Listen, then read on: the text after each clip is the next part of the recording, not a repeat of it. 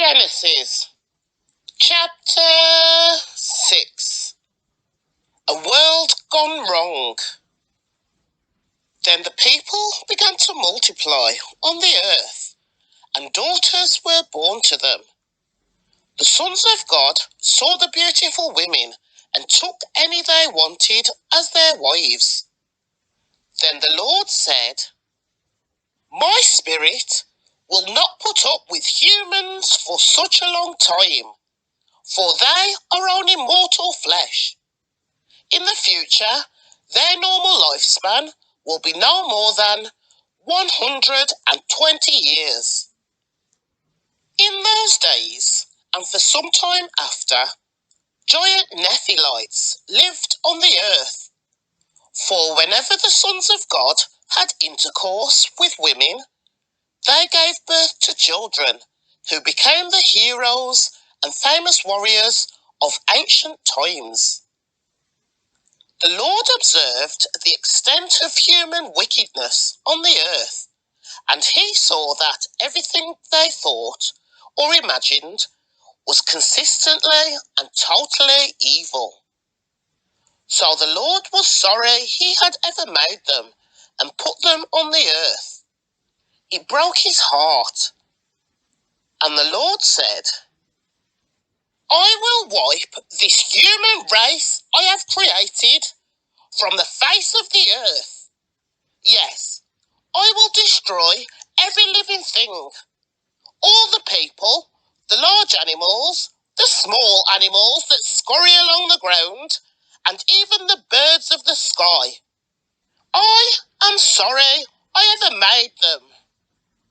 But Noah found favour with the Lord. The story of Noah. This is the account of Noah and his family. Noah was a righteous man, the only blameless person living on the earth at that time, and he walked in close fellowship with God.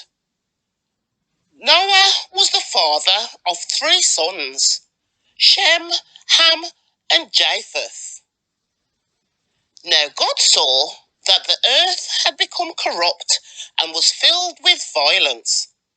God observed all this corruption in the world, for everyone on earth was corrupt.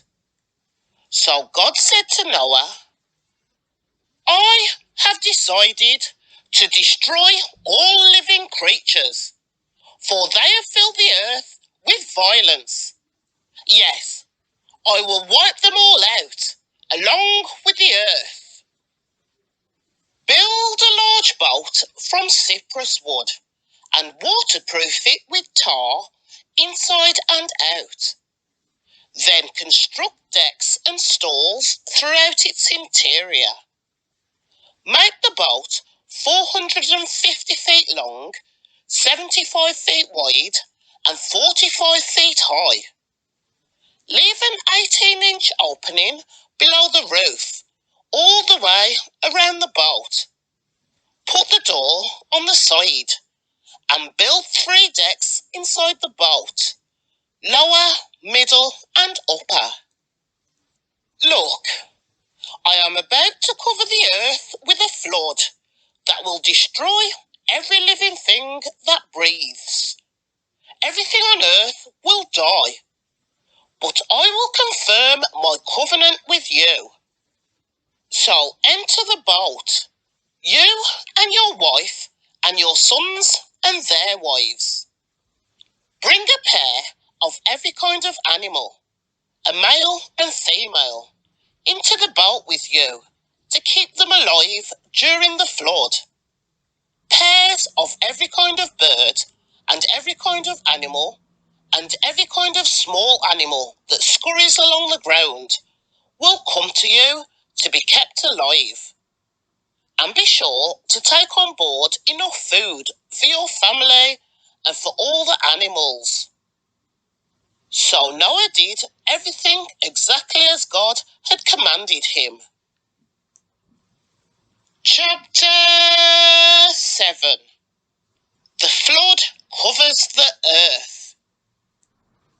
When everything was ready, the Lord said to Noah, "Go into the boat with all your family, for among all the people on earth I can see that you alone are righteous. Take with you 7 pairs, male and female, of each animal I have approved for eating and for sacrifice, and take 1 pair of each of the others. Also, take 7 pairs of every kind of bird. There must be a male and female in each pair to ensure that all life will survive on earth after the flood. 7 days from now, I will make the rains pour down on the earth, and it will rain for 40 days and 40 nights, until I have wiped from the earth all the living things I created." So Noah did everything as the Lord commanded him. Noah was 600 years old when the flood covered the earth. He went on board the boat to escape the flood, he and his wife and his sons and their wives. With them were all the various kinds of animals, those approved for eating and for sacrifice, and those that were not, along with all the birds and the small animals that scurry along the ground. They entered the boat in pairs, male and female, just as God had commanded Noah. After 7 days, the water of the flood came and covered the earth. When Noah was 600 years old, on the 17th day of the 2nd month, all the underground waters erupted from the earth, and the rain fell in mighty torrents from the sky. The rain continued to fall for 40 days and 40 nights. That very day, Noah had gone into the boat with his wife and his sons, Shem, Ham, and Japheth, and their wives. With them on the boat were pairs of every kind of animal, domestic and wild, large and small, along with birds of every kind. 2 by 2 they came into the boat, representing every living thing that breathes. A male and female of each kind entered, just as the Lord had commanded Noah. Then the Lord closed the door behind them. For 40 days, the floodwaters grew deeper, covering the ground and lifting the boat higher above the earth. As the waters rose higher and higher above the ground, the boat floated safely on the surface. Finally, the water covered even the highest mountains on the earth, rising more than 22 feet above the highest peaks. All the living things on earth died. Birds, domestic animals, wild animals, small animals that scurry along the ground, and all the people. Everything that breathed and lived on dry land died. God wiped out every living thing on the earth. People, livestock, small animals that scurry along the ground, and the birds of the sky, all were destroyed. The only people who survived were Noah and those with him in the boat, and the floodwaters covered the earth for 150 days. Chapter 8. The flood recedes. But God remembered Noah and all the wild animals and livestock with him in the boat. He sent a wind to blow across the earth, and the floodwaters began to recede. The underground waters stopped flowing, and the torrential rains from the sky were stopped. So the floodwaters gradually receded from the earth. After 150 days, exactly 5 months from the time the flood began, the boat came to rest on the mountains of Ararat. 2.5 months later, as the waters continued to go down, other mountain peaks became visible. After another 40 days, Noah opened the window he had made in the boat and released a raven. The bird flew back and forth until the floodwaters on the earth had dried up. He also released a dove to see if the water had receded and it could find dry ground. But the dove could not find no place to land because the water still covered the ground. So it returned to the boat, and Noah held out his hand and drew the dove back inside. After waiting another 7 days, Noah released the dove again. This time, the dove returned to him in the evening with a fresh olive leaf in its beak. Then Noah knew that the floodwaters were almost gone. He waited another 7 days and then released the dove again. This time, it did not come back. Noah was 601 years old. On the first day of the new year, 10.5 months after the flood began, the floodwaters had almost dried up from the earth. Noah lifted back the cover of the boat and saw that the surface of the ground was dry. 2 more months went by, and at last the earth was dry. Then God said to Noah, "Leave the boat, all of you and your wife and your sons and their wives. Release all the animals, the birds, the livestock, and all the small animals that scurry along the ground, so they can be fruitful and multiply throughout the earth." So Noah and his wife and his sons and their wives left the boat, and all of the large and small animals and the birds came out of the boat pair by pair. Then Noah built an altar to the Lord, and there he sacrificed a burnt offering, the animals and birds that had been approved for that purpose. And the Lord was pleased with the aroma of the sacrifice, and said to himself, "I will never again curse the ground because of the human race, even though everything they think or imagine is bent towards evil from childhood. I will never again destroy all living things. As long as the earth remains, there will be planting and harvest, cold and heat, summer and winter, day and night." Chapter 9. God confirms his covenant. Then God blessed Noah and his sons and told them, "Be fruitful and multiply. Fill the earth.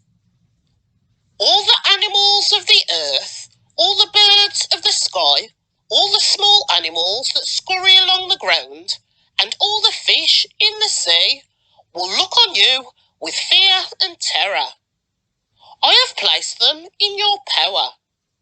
I have given them to you for food, just as I have given you grain and vegetables. But you must never eat any meat that still has the lifeblood in it. And I will require the blood of anyone who takes another person's life. If a wild animal kills a person, it must die. And anyone who murders a fellow human must die. If anyone takes a human life, that person's life will also be taken by human hands. For God made human beings in his own image. Now be fruitful and multiply, and repopulate the earth. Then God told Noah and his sons, I hereby confirm my covenant with you and your descendants, and with all the animals that were on the boat with you, the birds, the livestock, and all the wild animals, every living creature on earth. Yes, I am confirming my covenant with you. Never again will floodwaters kill all living creatures. Never again will a flood destroy the earth.